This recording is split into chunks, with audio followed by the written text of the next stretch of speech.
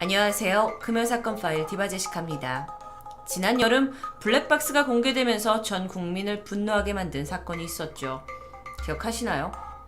죽으면 내가 책임진다고!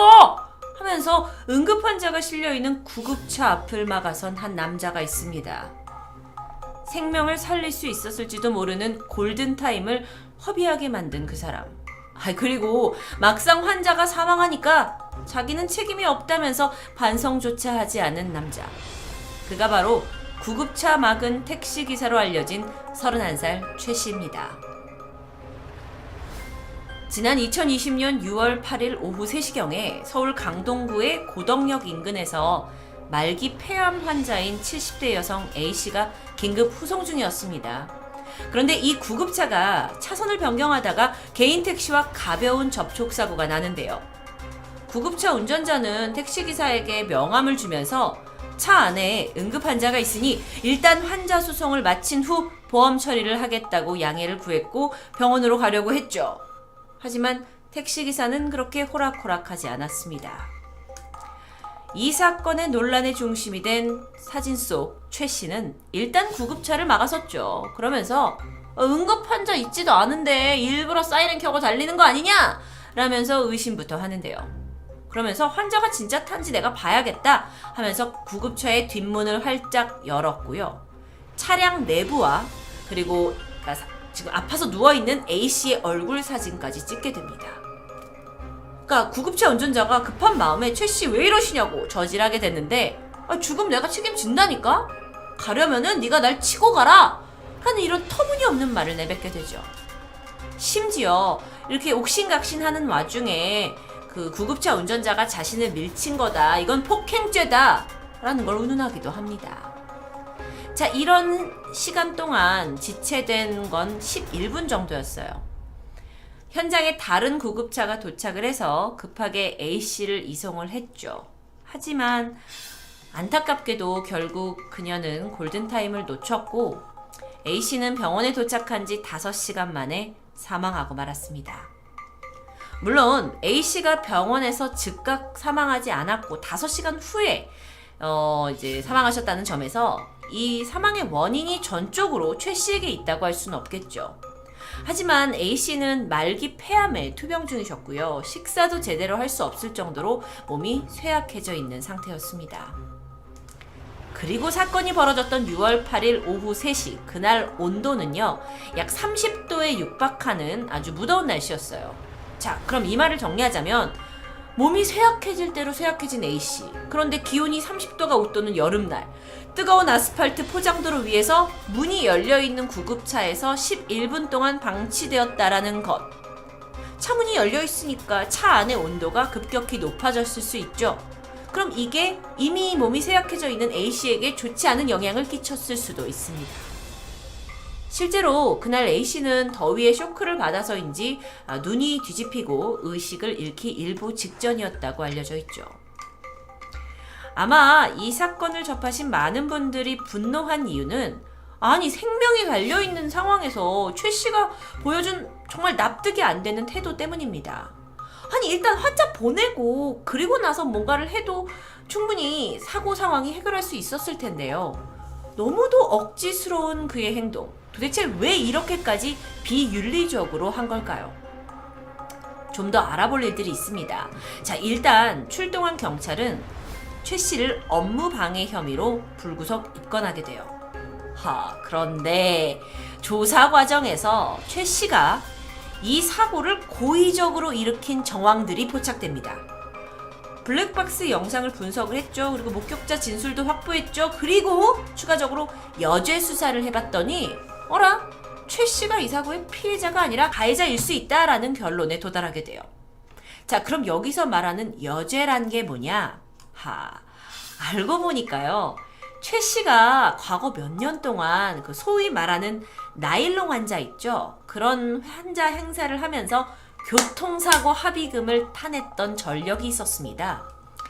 2015년에 송파구에서 도로 옆에 주차가 되어 있는 자동차 조수석 문이 내 택시에 닿았다. 이건 문콕이다 하면서 자신 또한 상해를 입었다고 주장했고 이에 합의금으로 124만 원을 받게 되죠. 이뿐만이 아닙니다. 2016년에는 용산구에서 전세버스를 운전하고 있었는데 앞에서 끼어들기를 했던 승용차를 고의로 들이받아요. 그리고 합의금으로 243만 원을 받아냈죠. 그래서 이런 식으로 얼마나 받아냈냐 보니까 6년 동안 2천만 원에 달하는 합의금을 받아낸 전적이 있었습니다. 이런 여죄들은 최 씨가 상습범이다라는 걸 입증하는 증거였고요.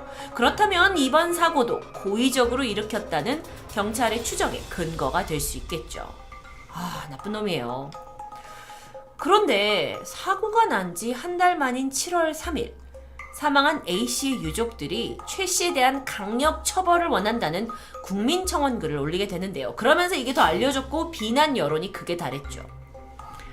근데요, 이렇게 국민들이 많이 화가 났는데도 불구하고 사실상 최 씨에게는 업무 방해 혐의 이거 외에는 다른 죄를 제대로 적용할 수가 없었다고 해요.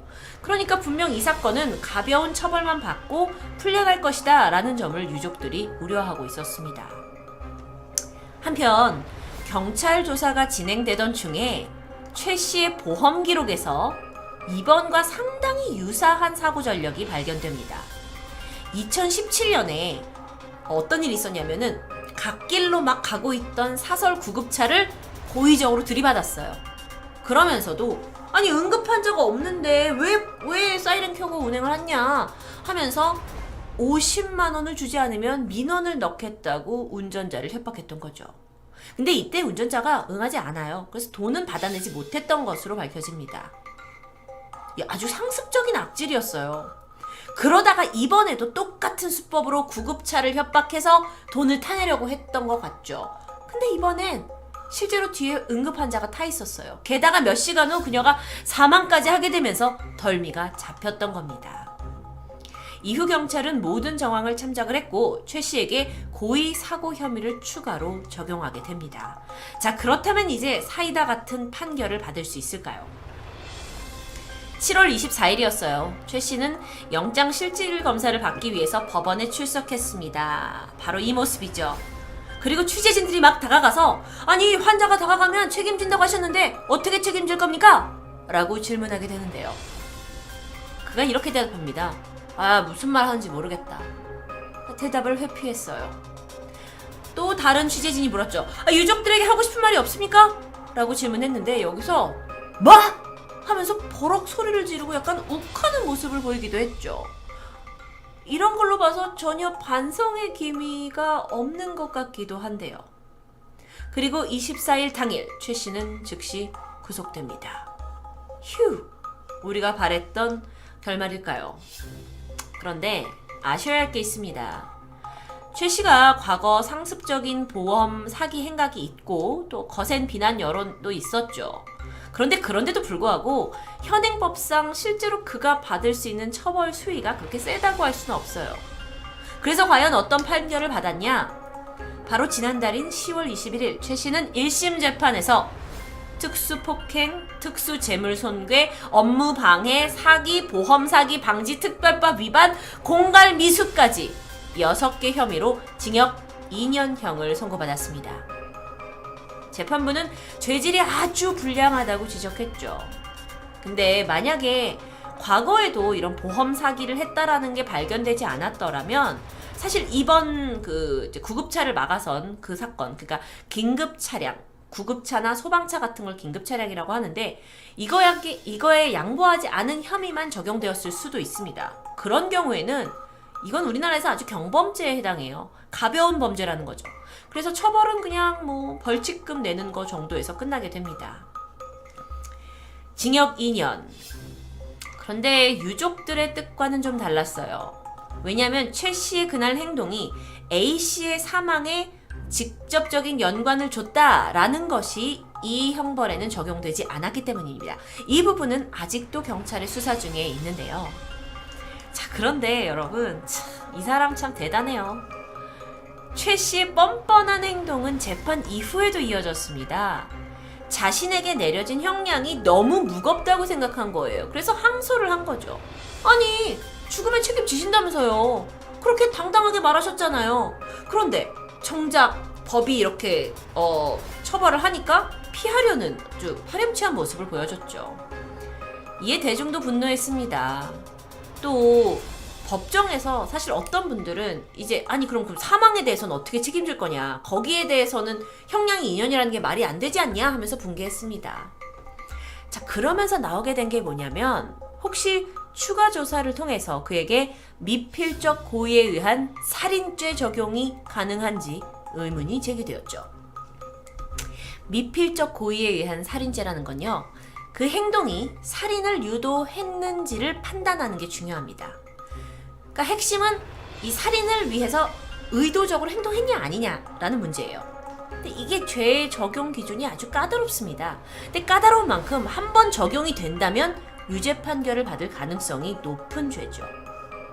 그걸로 유명한 사건이라고 하면 제가 얼마 전에 소개한 금요사건 파일에서 이윤상 군 유괴 사건을 다룬 적이 있었는데요.